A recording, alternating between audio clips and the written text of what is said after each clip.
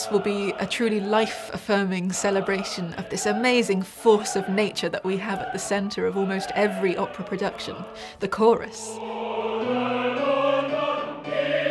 It's actually a compilation piece in which we take you on a marvellous journey through the incredible music that's been written for the chorus in all kinds of different operas and in some pieces that are not even operas.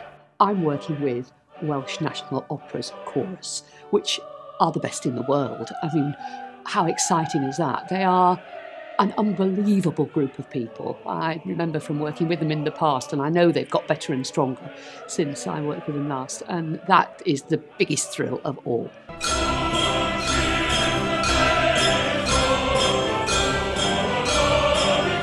If you're new to opera, this is a great opportunity to kind of sample the best music from lots of different operas and kind of find out which ones you like. And it's really going to encourage you to explore further and learn more and see more opera. And in a piece like this, you don't have to worry too much about following the narrative because it kind of unfolds before your eyes and you can just lose yourself in that.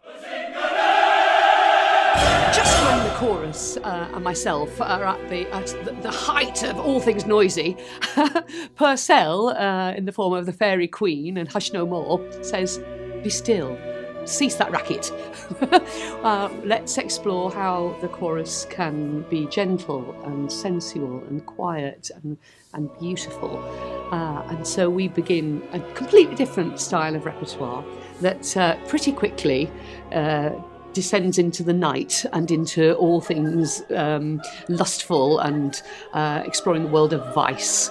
It's got wonderful costumes, mostly black and red, costumes that are going to flatter all the ladies of all different shapes and sizes.